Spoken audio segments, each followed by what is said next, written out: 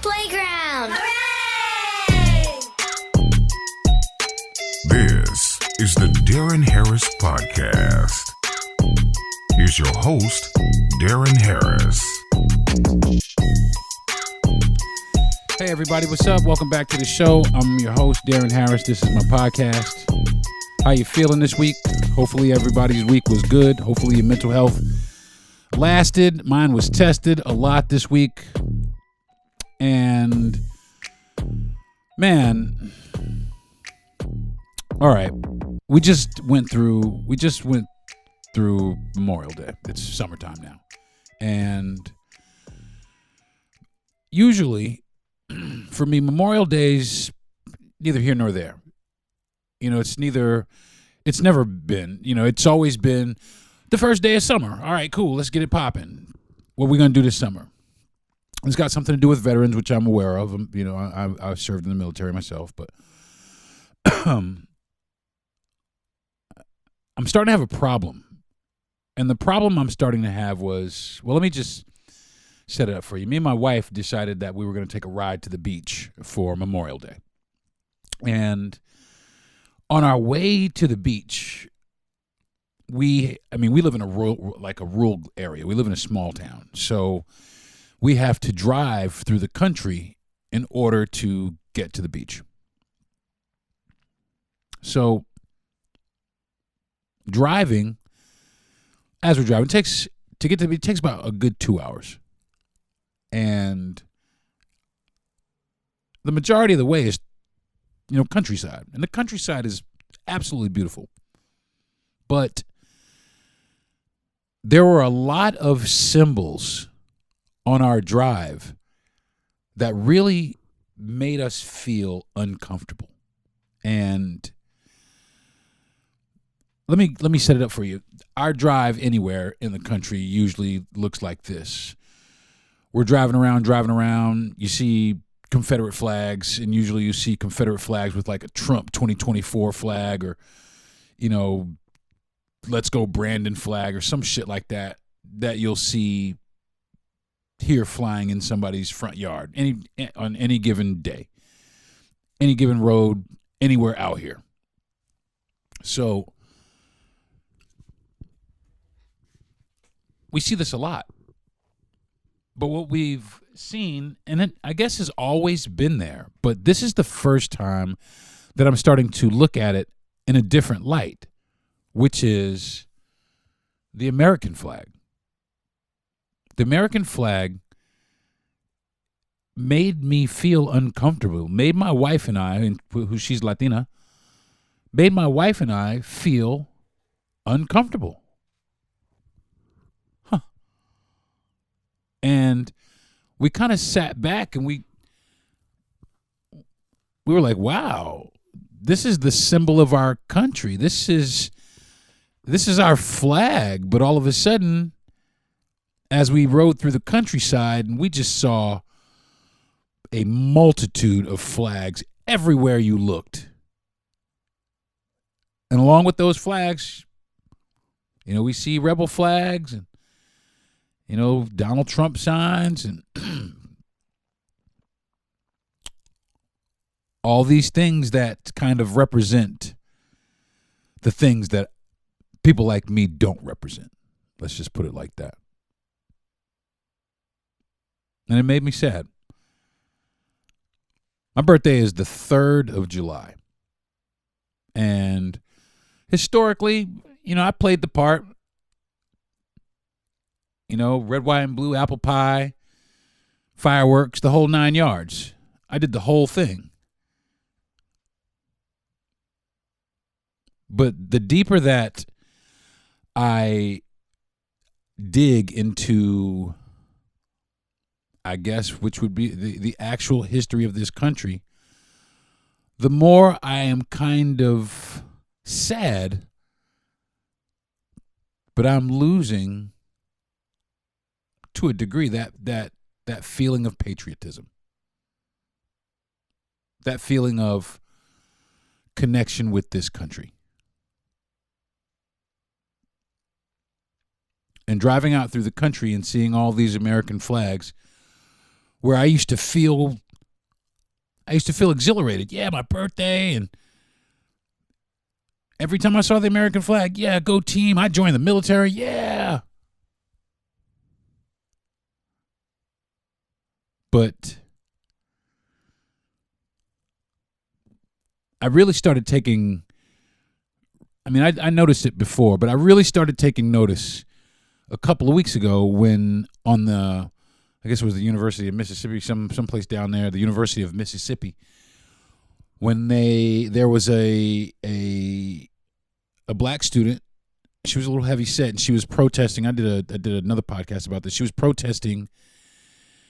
protesting the genocide in Gaza.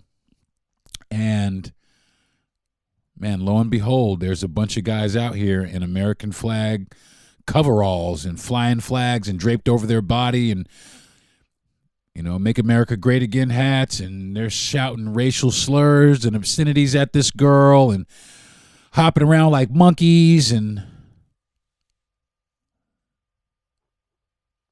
with the symbol of our country by their side for the entire world to see. And this is how we behave and act. It's embarrassing for one, but for two, it's a little scary. It's a little scary, I guess, from where I sit, because I live in a state governed by a Republican. So a lot of the policies here, they don't necessarily align with my particular interests.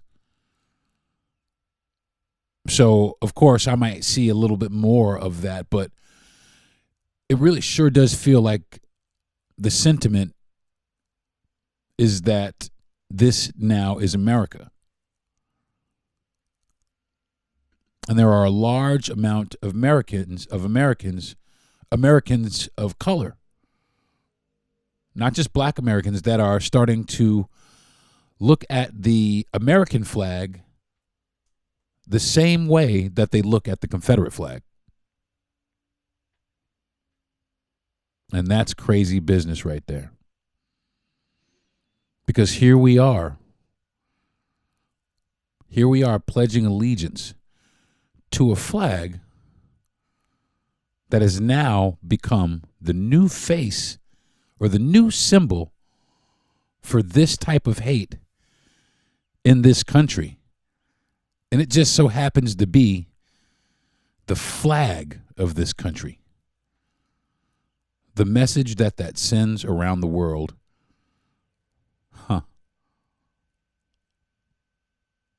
The message that it sends to me.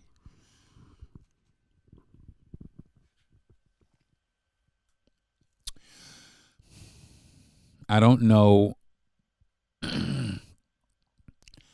I don't know where we go from here. Are we going to be able to save this symbol? Are we going to be able to save our flag from this fate? Because it is quickly becoming the symbol of hate and racism to anybody who is not white. To a lot of people. I'm not going to say everybody, because there are some people who are clearly voting against their own interests.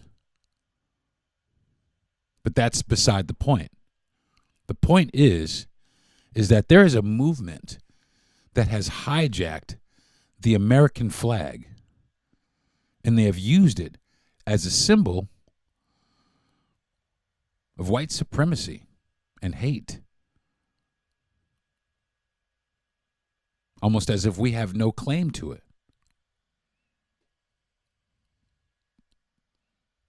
I think it's disgusting, personally.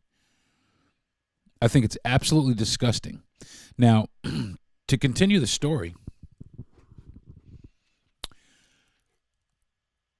it's 2 hours through the country, and we're driving through the country, and we were talking about this very thing, and flag after flag after flag, and we turn the corner and we see, we see some things, that make us feel a little more comfortable. Just areas, pockets where there are a little more minorities, or pockets where we feel that the people are a little more accepting, but those pockets are like just that, little pockets. So we get out towards the coast, towards our destination, and we decide to ride through one of the town, like the little beach town. So as we're driving through the beach town, it's a very affluent place, by the way, extremely affluent.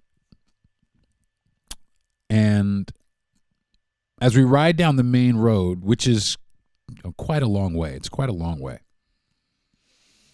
As we ride down the main road, we quickly notice that we are, two of maybe 6 people. 3 total couples, me and my wife and maybe 2 other couples. We were the only minorities out there, around thousands of people, for the celebration of Memorial Day. It was a beach day. It's wonderful outside. And we drove slow. We drove 25 miles per hour. Everybody got a good look at us. They made sure that they got a good look at us. And they made sure that we knew that they were looking at us. And they also made sure that we knew that they were not happy with us being in their area. But meanwhile, I look around and I see nothing but red, white, and blue. People dressed up like it. People got bows in their hair. People wearing skirts, sneakers, big shirts, big trucks with red, white, and blue. All it just America at full tilt. And I felt extremely uncomfortable. Now, I have anxiety as it stands. I have terrible anxiety and major depression. And I started having an anxiety about this. There was a 2-lane road. There's no exits for a while. And I'm like, man, I didn't think anything bad was going to happen. But I couldn't help but think, if these people feel like this, and as we drive through the countryside and those people feel like that, excuse me, I have to sneeze. Woo! If these people out here at the beach feel like that, and these people on our 2-hour countryside drive feel like that, I wonder how deep it really goes. I know that it stretches all the way over to Mississippi. And I also know that it stretches over to Texas, because last week the governor of Texas, Greg Abbott, pardoned a person who killed a Black Lives Matter protester. Just pardoned him. And this person made remarks that he wanted to kill black people and Muslims. And he let him go. Right here in America. And I cannot lie. It's become really scary here, man. It's starting to get really, really, really scary.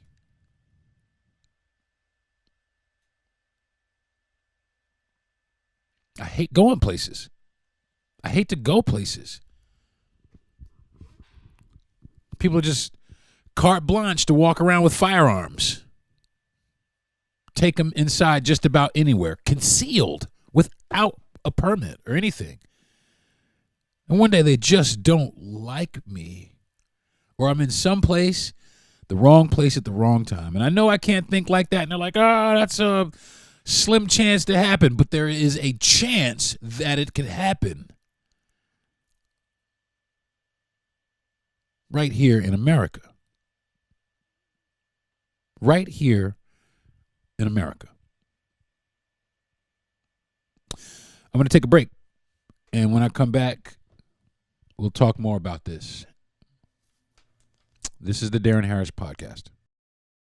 Turning my pain into purpose is pretty much what I have done to start this foundation. In August 2020, after the death of George Floyd, Bridget Floyd and other family members established the George Floyd Memorial Foundation in support of the Black community.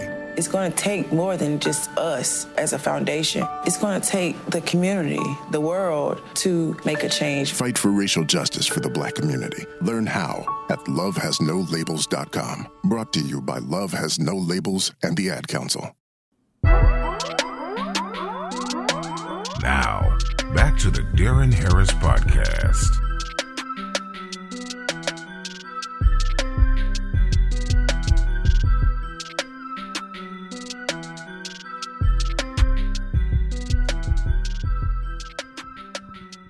Hey, folks, what's up? Welcome back to the show. Yeah, the American flag is, I hate to say it, is a trigger for a lot of people now. I think we're going to have a hard time getting it back, is what I think. I think that well, I really don't know how it got away from us. How we didn't stand up and say, "Hey, that flag is for all of us." Or do we care? The way that America is going, do you think that we might need a different flag? There are some flags here. Did you know that there was an African American flag? I'm about to get that flag myself. And as soon as I take this ancestry, it's African ancestry. As soon as I take that test and find out exactly where in Africa I come from, I think I'm going to buy that flag also. I mean, it's difficult to think about because I'm an American. I love the country. I love America. As fucked up as America has been, it's a very beautiful country, and there are some extremely beautiful people here.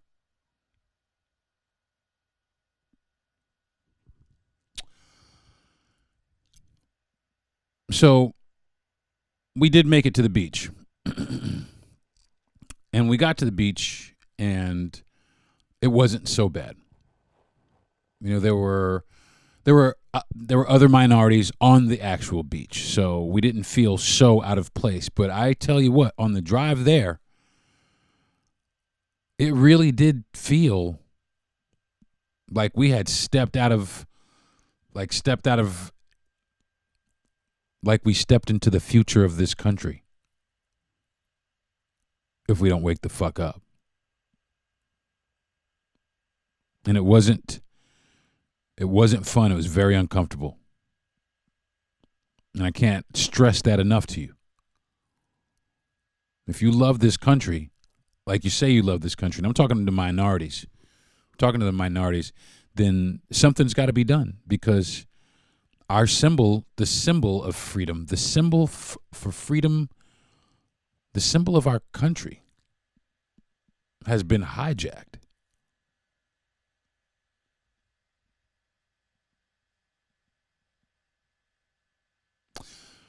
My question is this, though.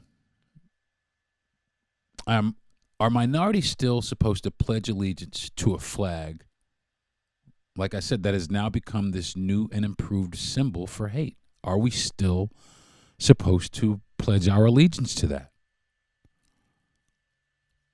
How do we pledge allegiance to a flag that really doesn't stand up for us, and now all of a sudden has become the symbol for I guess the party that that shows us the least love. Let's just say that.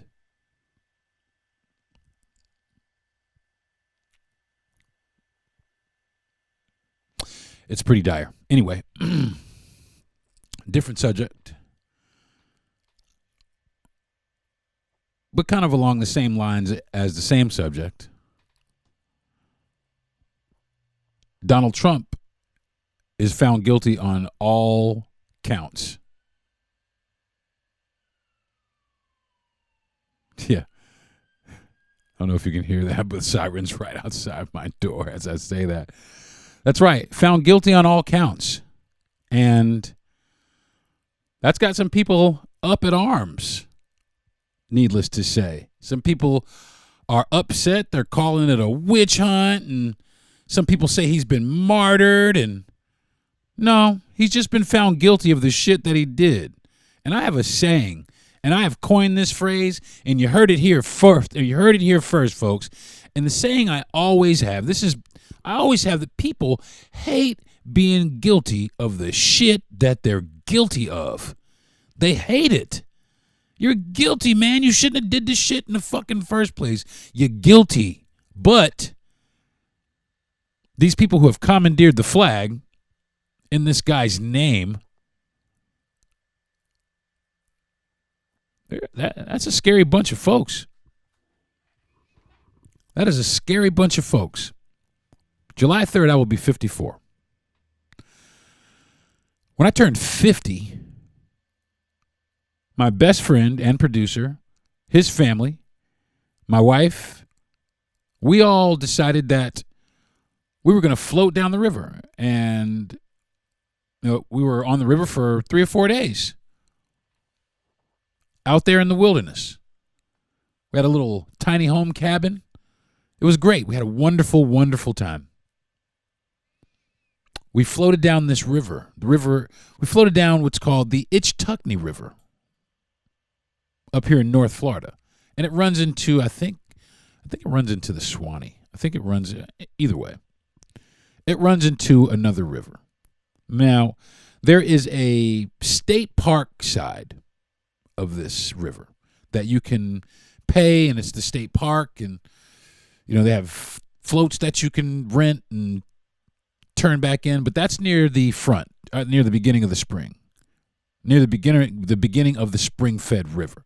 It's absolutely beautiful. It's crystal blue, 30 feet deep. It's great. But that's the state park side. But then after the state park side, there's the private side, which lasts longer. The state park side, you can float down the river. I think it's an hour and change at most, maybe 2 hours at most. But then you can stay on, you can go past where you get off for the state park side, past that, into private territory, where it's privately owned, I guess, homes that line the banks of the river. The river itself isn't private, but the property that lines the river is private. There's homes and things of that nature. And at these homes, again, on my birthday, what I saw was an overwhelming amount of Confederate flags as we floated down the private portion of this river. And my wife and I, in this particular party, my wife and I and my best friend's son-in-law and his children, their children, were the only people of color in our party. And as we float towards the end and got past the state park side where there were other people of color, as we floated past that, there were no more people of color after that. And we continued to float. Now, I didn't feel particularly threatened at that moment because, I was with some people that I felt very comfortable with. Some very, very, very good friends that, well, let's just say some ride or dies. But as we floated into that territory, and it being the 4th of July weekend, it was really busy. And the banks on both sides of that river were lined for as far as you could see with Confederate flags. And it felt uncomfortable. I felt all the eyes. My wife and I talked about it. We just felt all the eyes staring at us as if to say, what the hell are you doing down here? What are you here for? Who told you that you could be here? And that was just a few years ago. But at that time, I only saw a couple of American flags. It wasn't a bunch of American flags. But now all of a sudden, the American flag is poised right up there with the Confederate flag. And now these people they're galvanized. A lot of them are galvanized after his conviction. A lot of people have been galvanized behind his cause. And I think that something needs to be done about it. I think somebody needs to step forward and say, hey, listen, we can't allow the symbol of our country to fall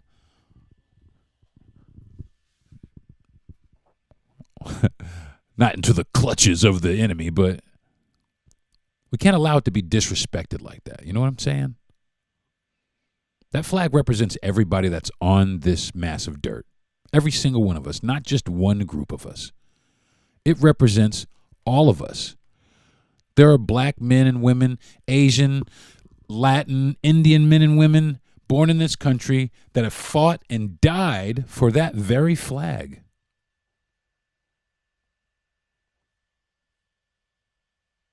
No shit. Fought and died for that flag. A flag that they loved.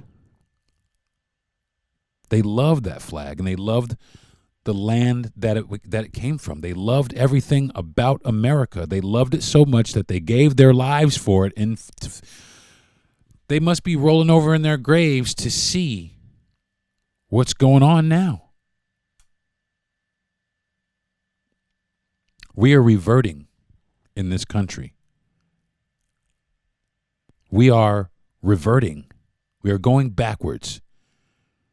And if we ain't careful, we're going to end up back in the days of Jim Crow before you know it. We need to open our eyes and wake up and decide, are we going to let our democracy die? Or are we going to fight for it? And it starts with the symbol. It starts with our symbol. It really does. I mean, because honestly, how do you want me to pledge allegiance to a flag that now represents the disgrace in America? And to all these Republicans and the shit for which they stand to control the nation with their God while we remain divisible so that they can create a country where there is no liberty and there is no justice for all.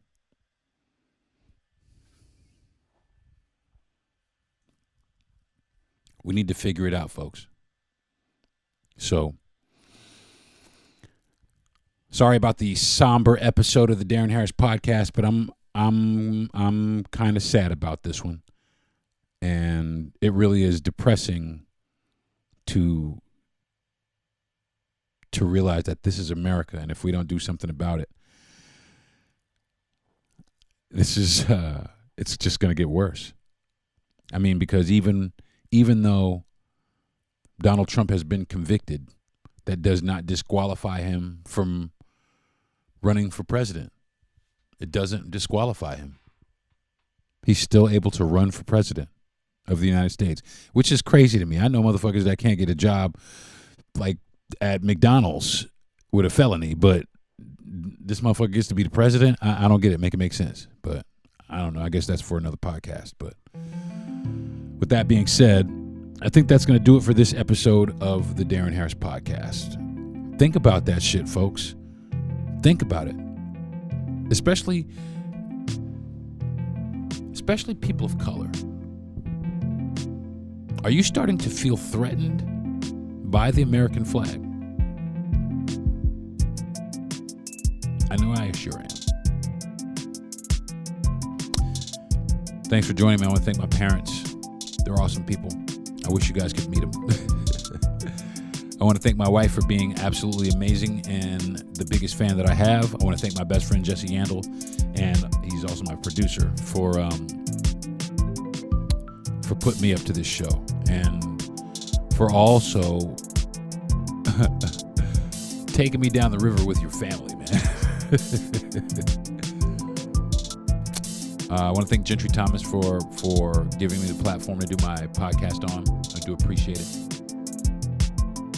And I want to shout everybody that's listening to my podcast out. I want to shout y'all out, man. I do appreciate it.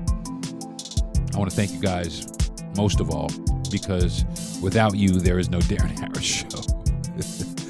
It's just me talking to my fucking self. So thank you very much. And I appreciate you. And hopefully everybody has a good next week. And I don't know. I'm going to try to figure out something, I don't know, I say this every week. I say this shit every week. I don't know what I'm going to talk about because there's so much stuff swimming around in my head. But maybe one day I'll give you guys,